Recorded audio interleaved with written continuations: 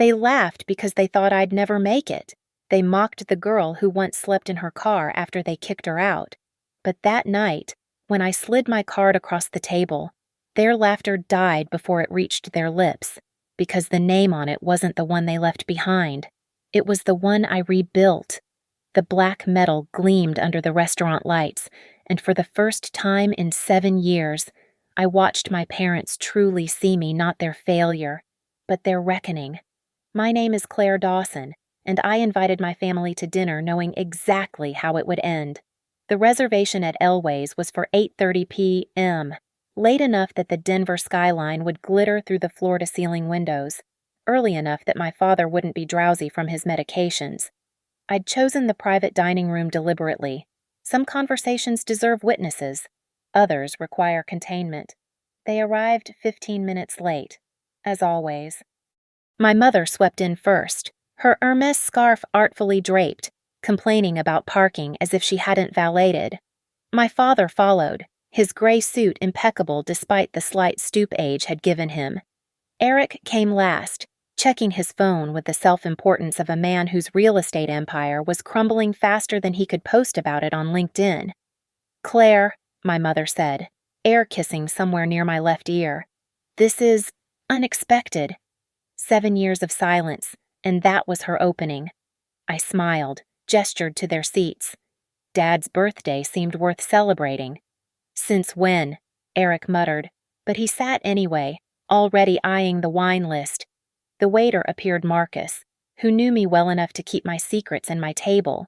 I'd been coming here every Thursday for 3 years, always alone, always at the same corner table where I could watch the city I'd conquered without my family knowing I existed in it.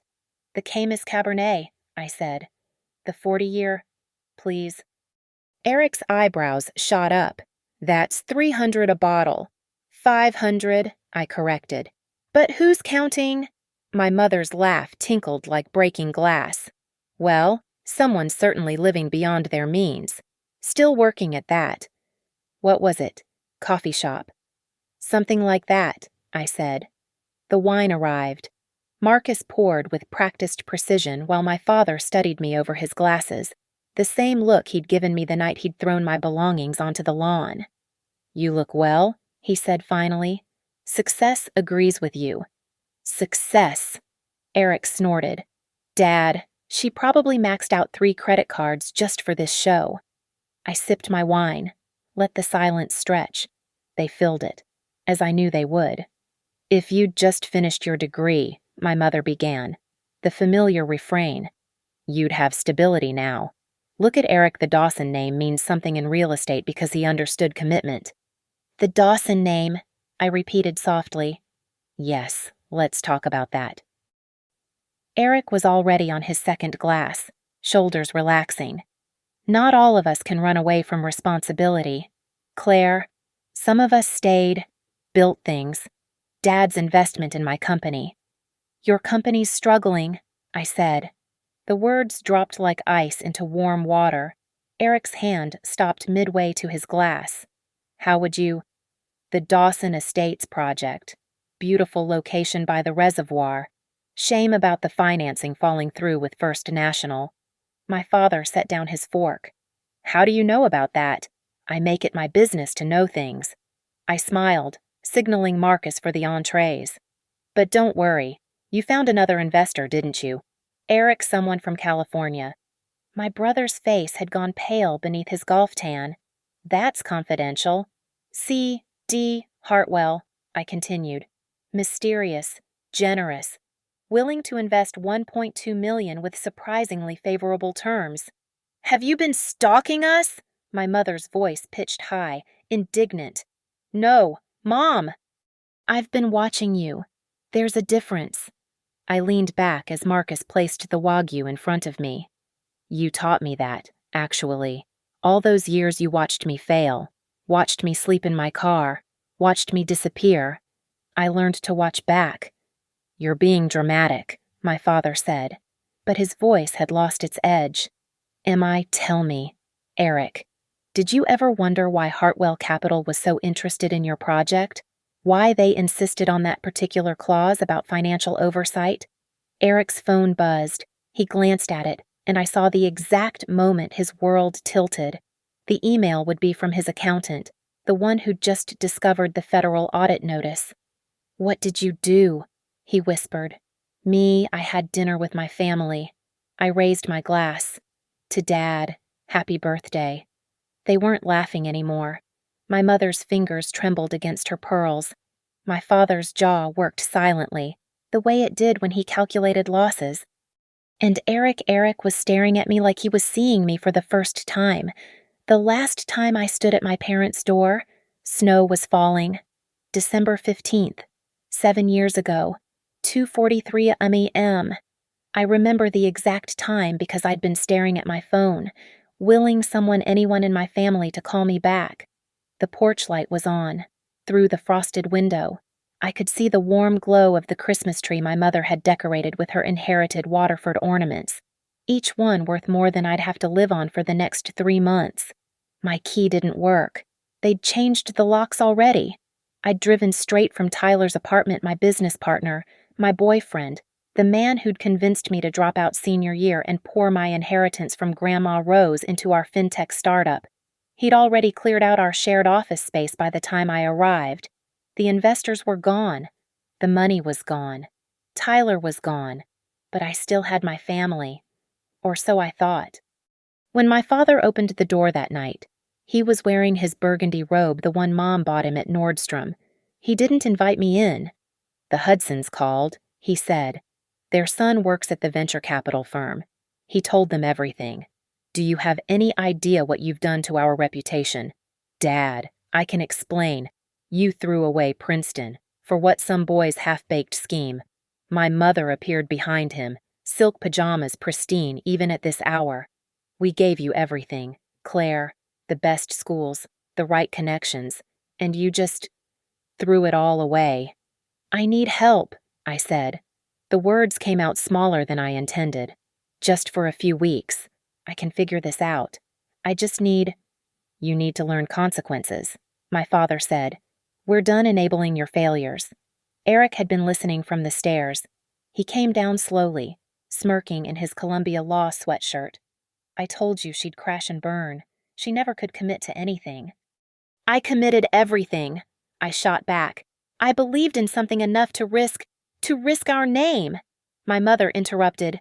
"The Dawsons don't fail. Claire, we don't have daughters who sleep with con artists and destroy their futures for startup fantasies." "Where am I supposed to go?" My father was already closing the door. "You should have thought of that before you embarrassed this family." The lock clicked with a finality that echoed in my chest.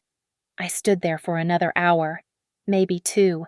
Snow accumulated on my shoulders, in my hair. Through the window, I watched them return to their lives. Eric poured himself scotch from Dad's crystal decanter. Mom adjusted an ornament that had shifted. Dad returned to his study. The house glowed with warmth I was no longer allowed to feel. My car was parked 3 blocks away. A 2008 Honda Civic with a broken heater and a back seat that would become my bedroom. I sat in it, engine running for warmth until the gas gauge dropped too low, then turned it off and wrapped myself in the blanket I'd grabbed from Tyler's before everything fell apart. The Coffee Bean on 17th Street opened at 5:30 a.m.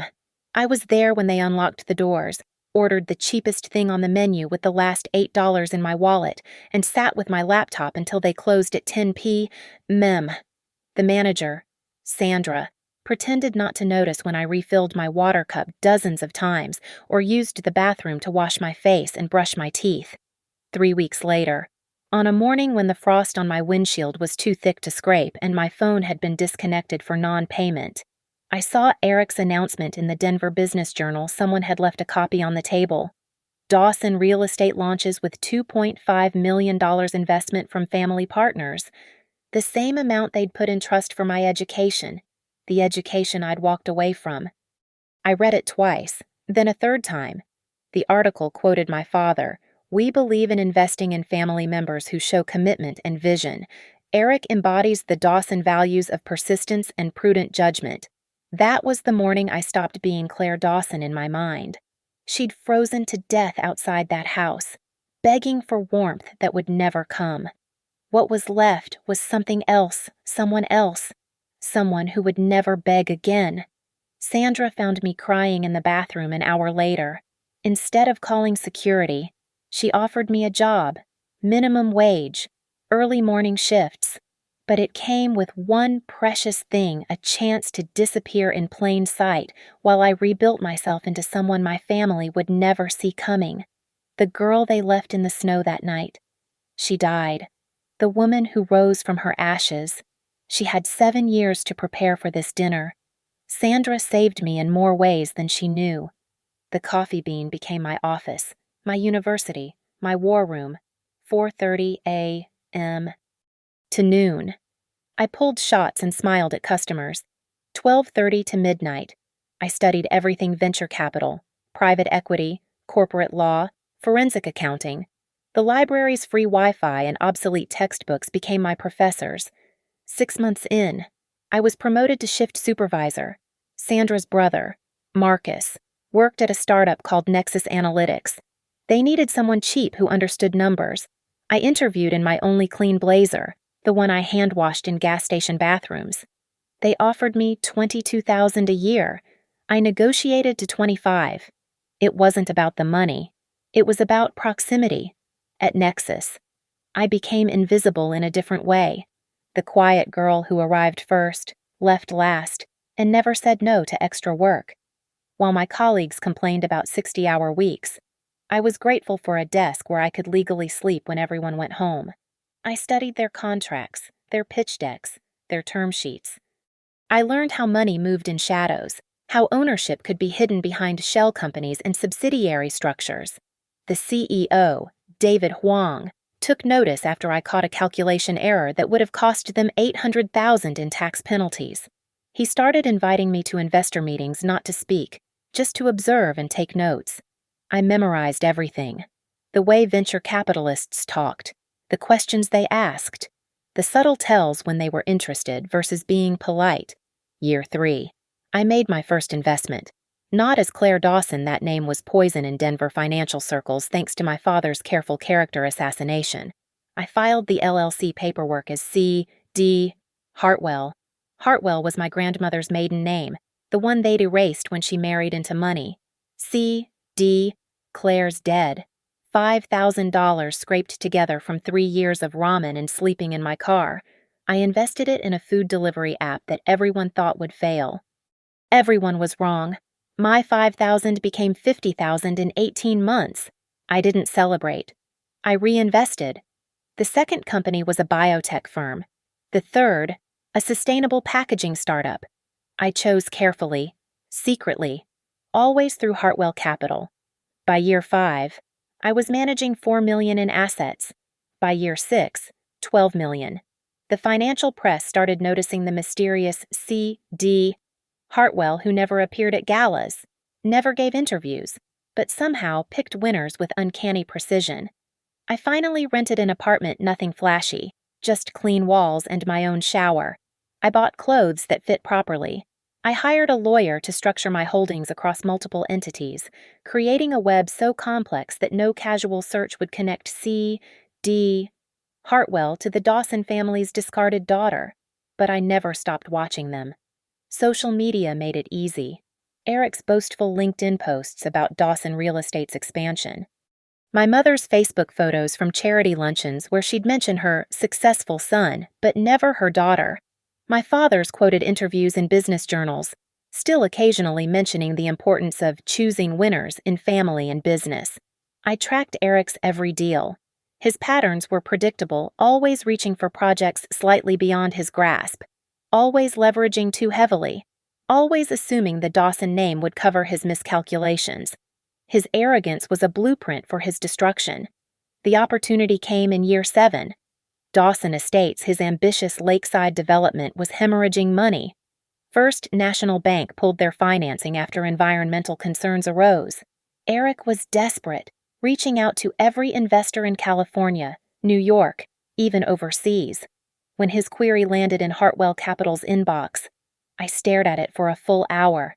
His desperate tone, his inflated projections, his barely concealed panic. He had no idea who C.D. Hartwell was. To him, I was just another faceless investor to charm and deceive. I had my lawyer respond with interest. We requested full financial disclosures, 5 years of tax returns, all corporate structures, complete audit trails. Eric, desperate and sloppy, sent everything. That's when I found it. The misallocated funds, the tax irregularities, the construction contracts with mysteriously inflated costs that traced back to shell companies Eric controlled. My brother wasn't just incompetent. He was a criminal. I approved the investment with one special provision: temporary financial oversight in case of performance concerns. Eric signed without reading the fine print. He was too relieved at the $1.2 million transfer to notice he'd just handed me the rope to hang him with for 3 months. I let him think he'd won. Let him brag to our parents about landing a whale investor from California. Let him sleep soundly while I documented every violation, every fraud, every lie. Then I filed the whistleblower report with the SEC.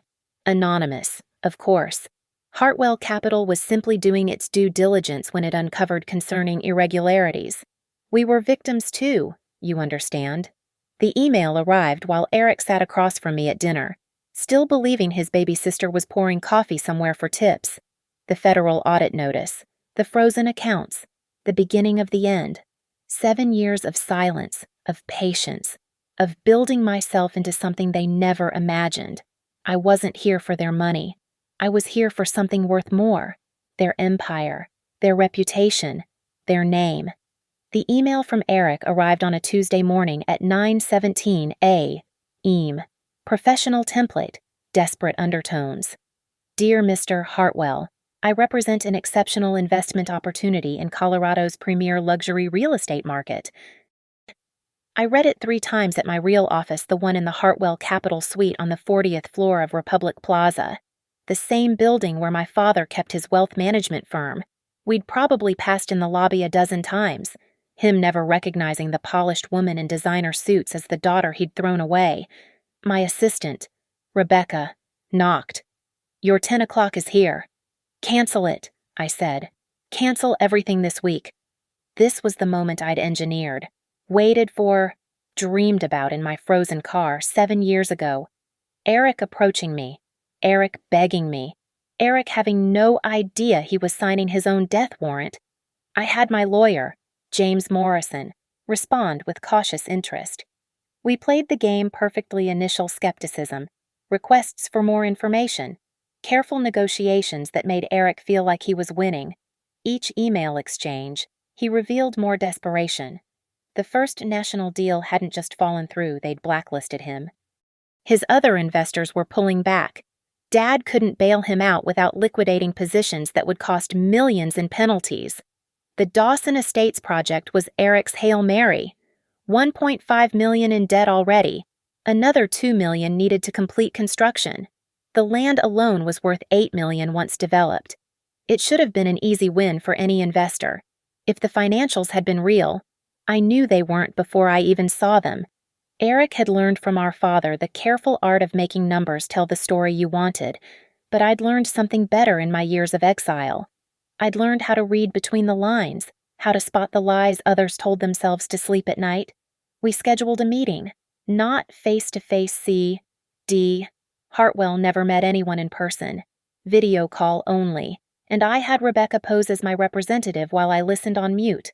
Eric pitched hard, sweating through his Tom Ford shirt as he promised 15% returns, maybe 20. Mr. Hartwell wants to see 5 years of complete financials, Rebecca said, following my typed instructions. Tax returns, all banking records, construction contracts, everything. That's extensive, Eric stammered. Mr. Hartwell is thorough. Is that a problem? Of course it wasn't a problem. Eric sent everything within 48 hours. Watching him hand me the evidence of his crimes was almost anticlimactic. Almost. The construction contracts were the masterpiece of stupidity. Eric had created 3 shell companies, each billing Dawson Estates for services never rendered. $2.3 million siphoned over 18 months, hidden in development costs. He'd even been brazen enough to use a vacation home in Aspen as a satellite office expense. But the tax fraud was what would destroy him. Claiming false deductions, hiding income, moving money through offshore accounts he thought were invisible.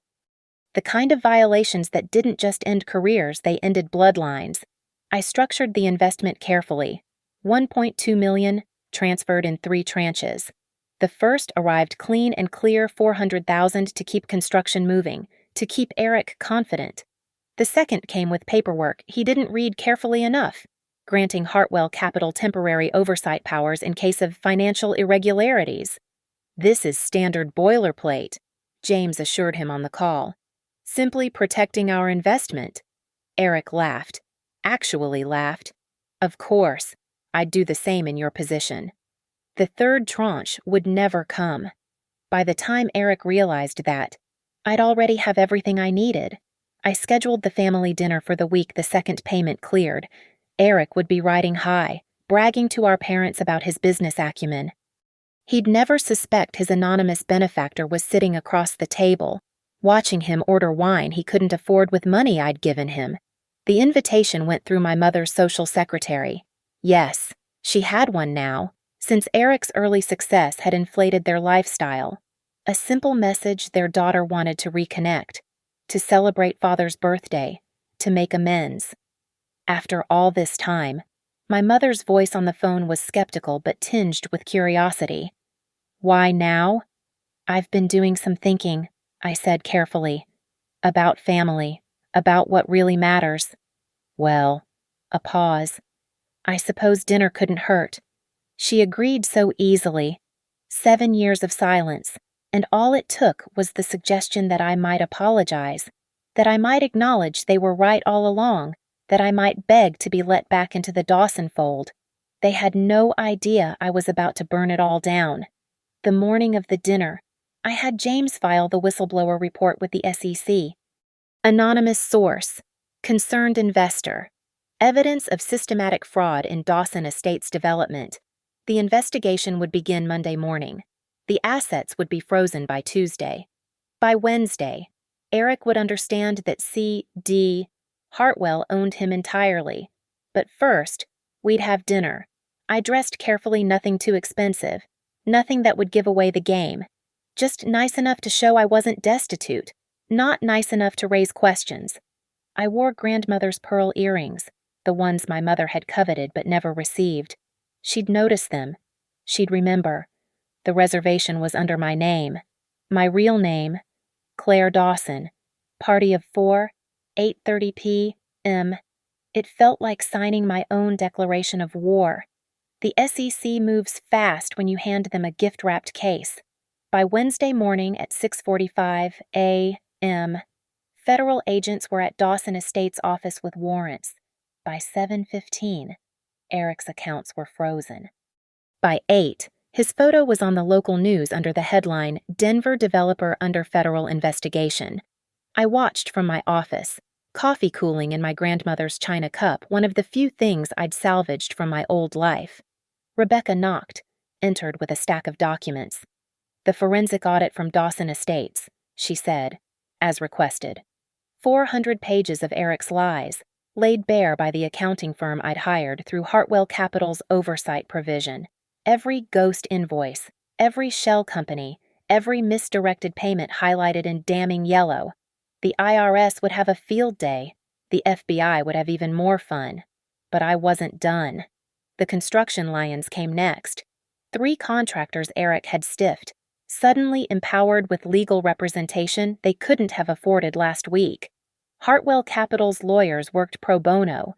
Of course, we were simply protecting our investment by ensuring all parties were treated fairly. Thursday afternoon, the first domino fell. First National Bank called in Eric's personal guarantee on an earlier loan, $3.7 million due immediately. With his accounts frozen, he couldn't pay. With fraud charges pending, no one would lend to him. My phone rang. Unknown number, but I recognized the panicked breathing before he even spoke. "Claire." Eric's voice cracked. "Claire, Jesus Christ, where have you been?" "Working," I said simply. "I need..." God, I need help. Everything's falling apart. These FBI agents showed up and the accounts are frozen, and Dad won't answer my calls. Dad won't answer.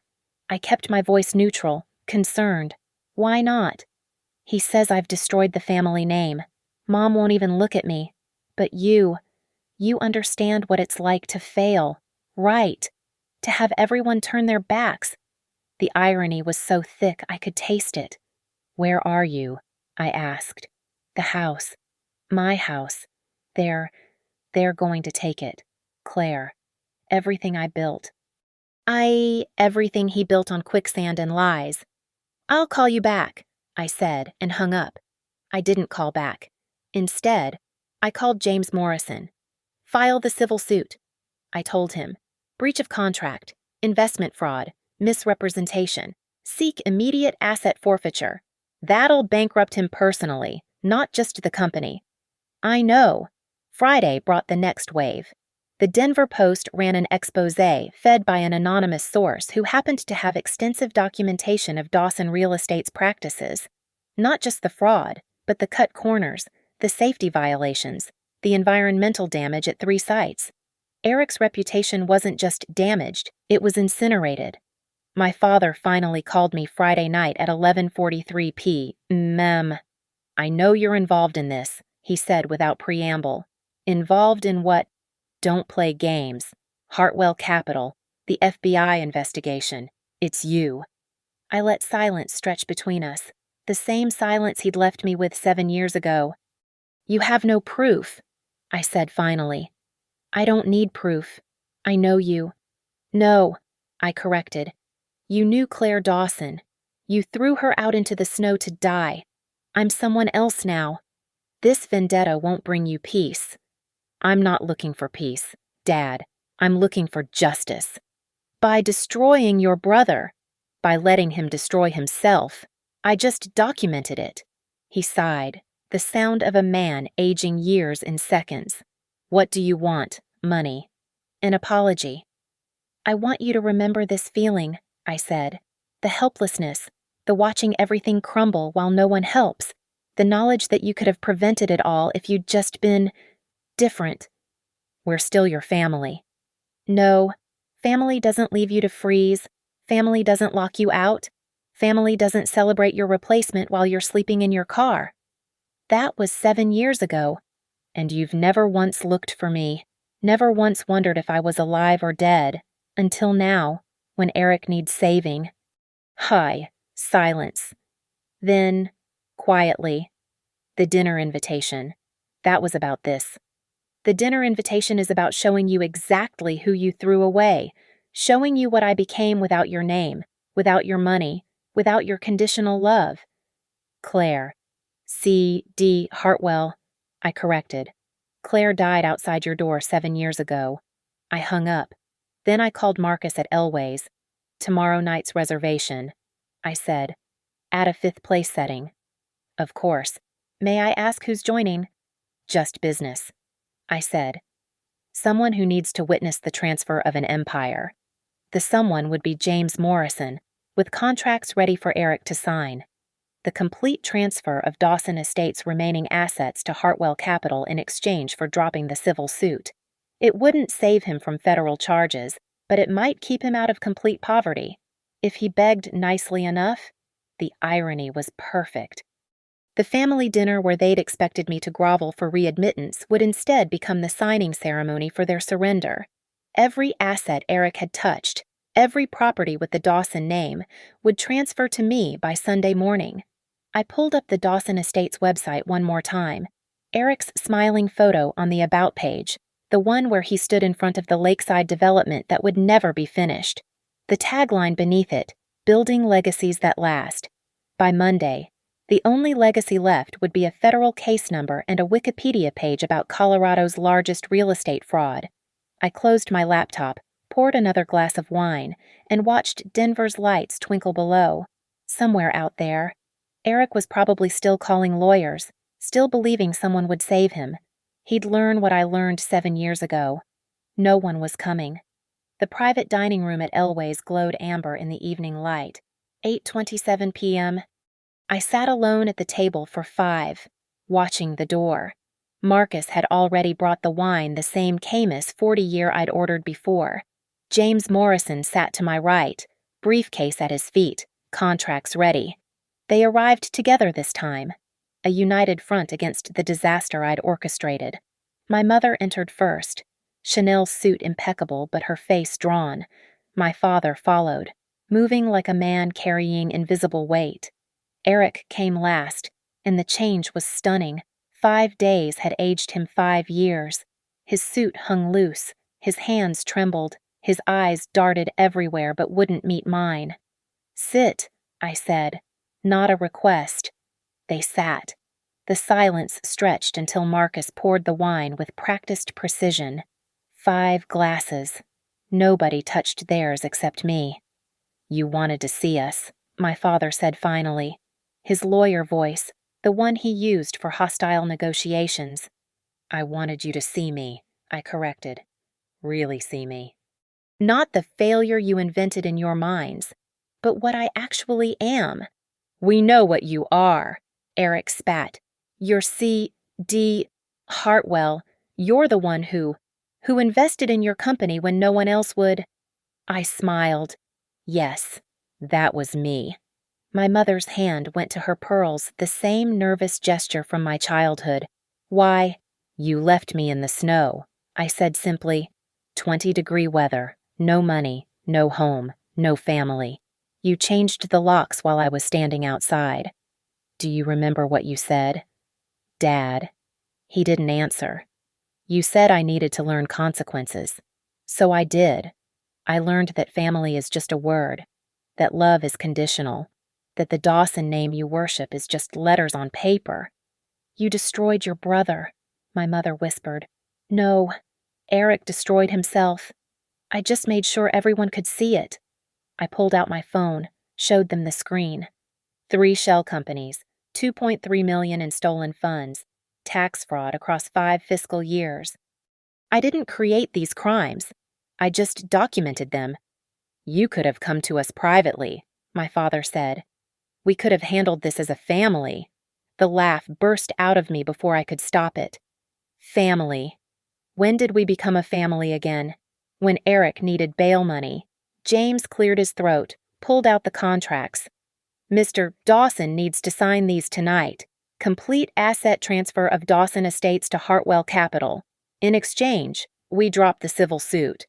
"And if I don't?" Eric's defiance was weak, desperate. "Federal prison," James said simply.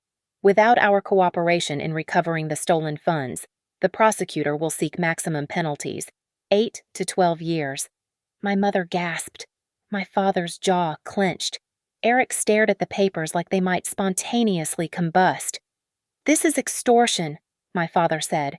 "This is business," I replied. "The Dawson way." "Isn't that what you taught me, winners and losers? The strong taking from the weak. We're your family. Were." I interrupted. "You were my family. Until December 15th, 7 years ago, at 2:43 a.m. The precision of it, the specific time, made my mother flinch. "You kept track," she said quietly. "I kept track of everything, every night in my car, every 16-hour shift, every rejection from employers who'd heard the Dawson daughter was unstable and unreliable words you made sure circulated." I pulled out my wallet, extracted the black metal card, placed it on the white tablecloth where it gleamed like an accusation. "C.D. Hartwell," Eric read. "Sable Venture Group. 12 companies in my portfolio," I said conversationally. "Combined valuation of 87 million. Not bad for a failure who sleeps with con artists." "Right. Mom." She couldn't look at me. "Sign the papers, Eric." "You're enjoying this." His voice was hollow. "I'm not enjoying anything. I'm finishing something. There's a difference." He picked up the pen. His hand shook so badly he could barely write. Each signature was another piece of the Dawson empire transferring to me. The lakeside development, the commercial properties, the accounts receivable. Everything with his name on it became mine. The house, too. he asked at the third signature line. Everything, I confirmed. Where will I live? The same question I'd asked 7 years ago. I gave him the same answer they'd given me. You should have thought of that before. When he finished signing, 23 signatures in total, James collected the papers, nodded to me, and left. His part was done. Mine was almost over. You've won, my father said. You've destroyed us. Is that enough? I stood, finished my wine, set the glass down with deliberate care. I haven't destroyed you. I've simply returned the lesson you taught me. You wanted me to understand consequences. Consider this your education. Claire, my mother started. That's not my name anymore. Claire Dawson froze to death outside your house while you decorated Christmas trees and popped champagne for Eric's business launch. I'm someone else now. Someone you created but never meant to. I picked up my card, slipped it back into my wallet. Dinner's paid for, I said. Order whatever you want. Consider it my gift. I walked toward the door, then stopped, turned back. They looked smaller somehow, all three of them, hunched over their untouched wine glasses. You know what the ironic part is, I said. If you'd just let me in that night, given me a couch to sleep on, a few $100s to get back on my feet, none of this would have happened. I would have forgiven everything, been grateful for scraps, remained the weak daughter you could point to as proof of your wisdom. My mother's eyes filled with tears she wouldn't let fall. But you taught me strength instead, the kind that comes from having nothing left to lose. I left them there in the amber light. 3 people who'd once been my whole world, now just strangers with familiar faces. Marcus nodded as I passed. He'd take care of them, make sure they ate something, called cars home. I wasn't cruel. I was just done. The Denver night was crisp, October sharp. I stood outside Elway's for a moment, breathing in air that didn't taste like revenge anymore. It tasted like freedom. Monday morning arrived with federal marshals. I watched from my office window as they escorted Eric from his former building at 9:15, hands cuffed behind his back. The Denver Post photographer caught the perfect shot, my brother's face crumbling as reality finally penetrated his delusion. By noon, it was everywhere. Local news, social media, business journals. Dawson real estate empire collapses in fraud scandal. Below the headline, a family photo from 3 years ago, a charity gala where they'd posed in their finest, smiling like royalty. I wasn't in it, of course. I'd already been erased by then. James Morrison called at 12:45 p.m. The asset transfer is complete. Dawson Estates and all subsidiaries now belong to Hartwell Capital. Congratulations, you own everything. Everything they'd built on my erasure. What about the house? I asked. The Cherry Hills mansion. Also yours. They have 30 days to vacate. The house where I'd stood freezing in the snow, where they'd changed the locks while I watched through windows, where they'd celebrated Eric's success with champagne while I rationed gas station coffee to stay warm. Give them 60 days, I said. I'm not them. Tuesday brought resignation letters. My father stepped down from 3 corporate boards before they could fire him. The country club revoked their membership. The society invitations stopped coming. Denver's elite closed ranks, and the Dawsons were suddenly outside looking in. My mother called Wednesday evening at 7:23 p.m. The house, she said without preamble. You're really taking it. I'm taking what Eric signed over. That includes the house he mortgaged 3 times for leverage. Where are we supposed to go? I don't know. Mom, maybe there's a comfortable car somewhere. I hear the Civic back seats recline almost flat. Silence. Then, you've become cruel. I've become what you made me. Isn't that what parents want to shape their children? We never wanted this. No. You wanted me gone. Disappeared. A cautionary tale you could reference at dinner parties. Our daughter who threw away Princeton for a boy. Well, I gave you what you wanted. I disappeared so completely, I became someone else. Claire. I hung up. Thursday. Eric's lawyer contacted James.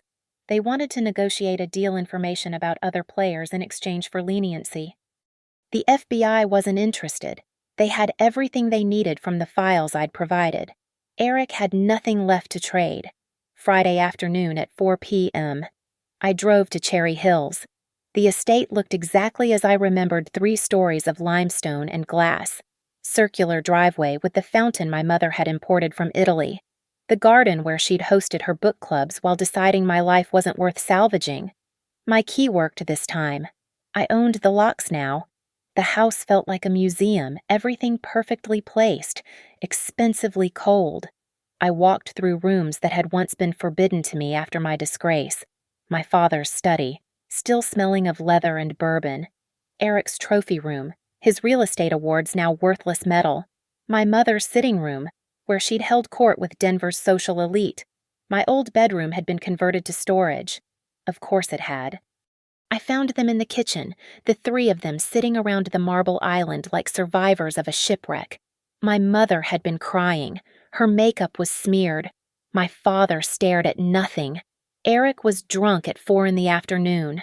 "Come to gloat," Eric slurred. "Come to finish," I corrected. I placed a single key on the counter. "This opens a storage unit on Colfax. Everything from my old room is there. The photos you didn't burn, the awards you didn't throw away. 7 years in storage, paid monthly while I lived in my car. I thought maybe someday." I trailed off. There was no point explaining hope to people who'd killed it. "Why?" My father's voice was broken. "Why go this far?" "Because you went that far first. You didn't just kick me out. You tried to erase me, told everyone I was unstable, unreliable, an embarrassment. You poisoned every well in Denver so I couldn't even get a job waiting tables at decent restaurants." That was business. That was hatred.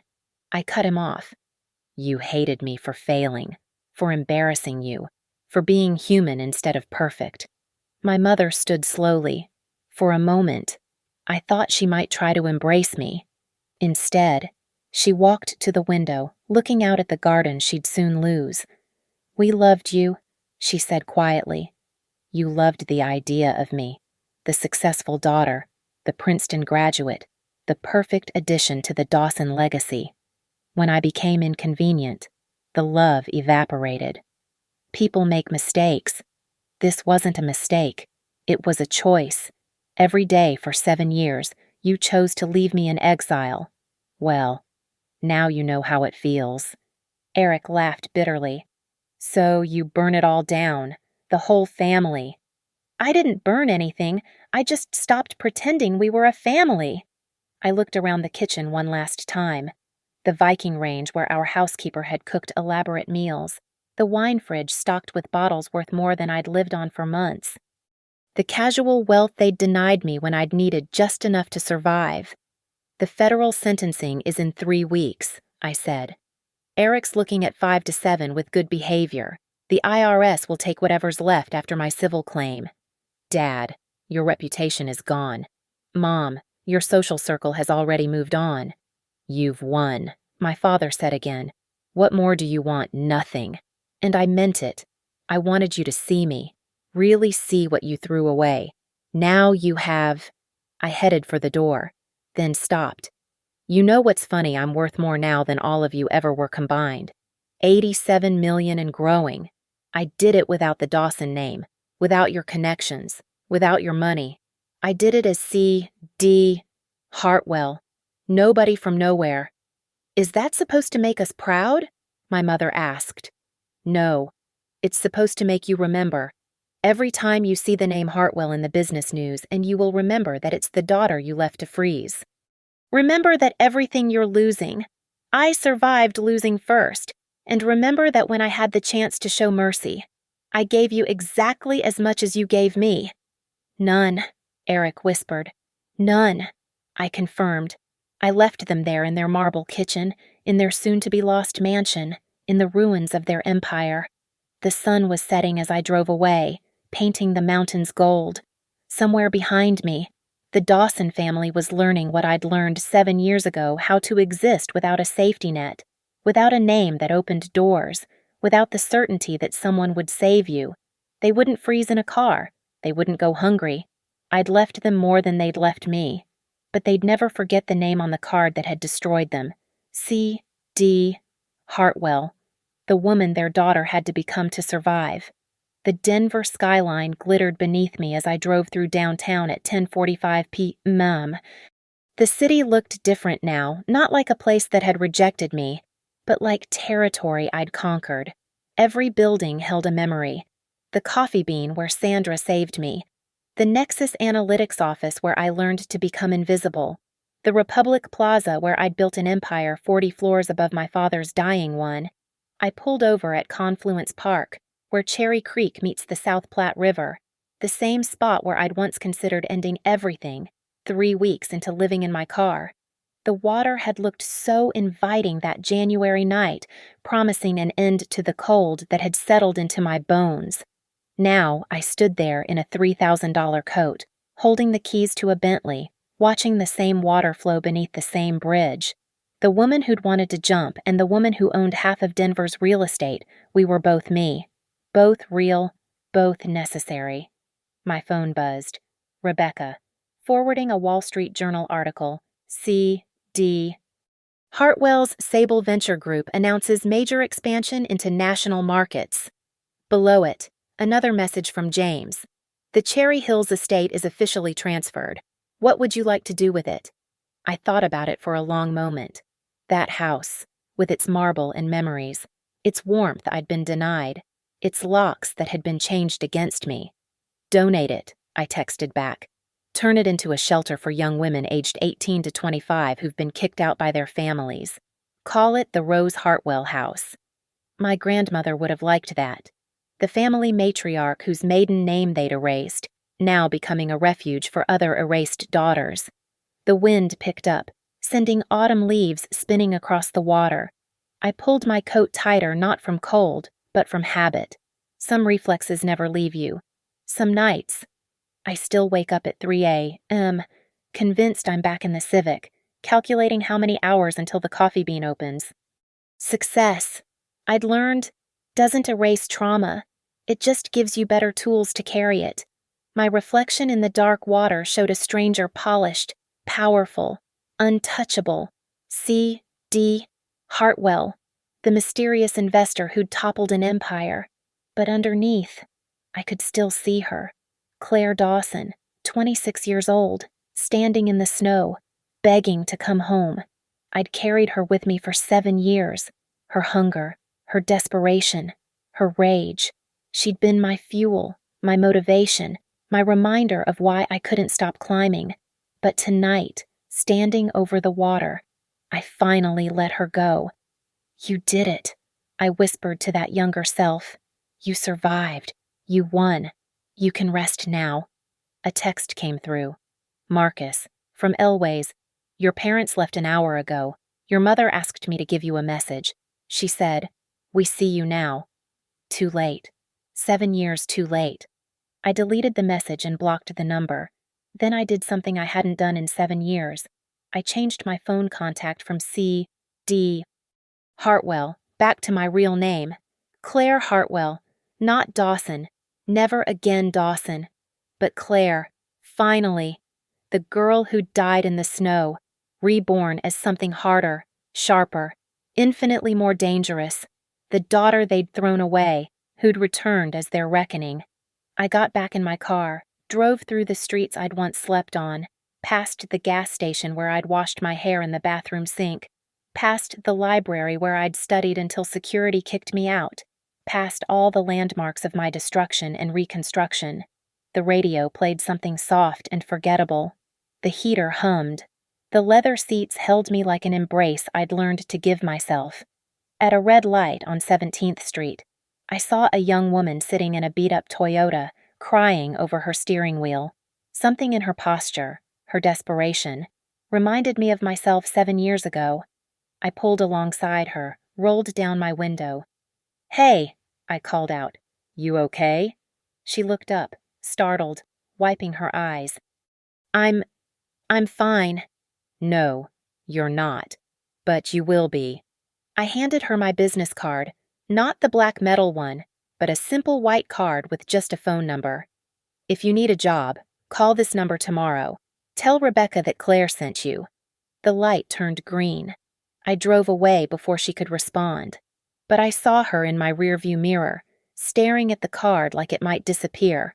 Maybe she'd call, maybe she wouldn't.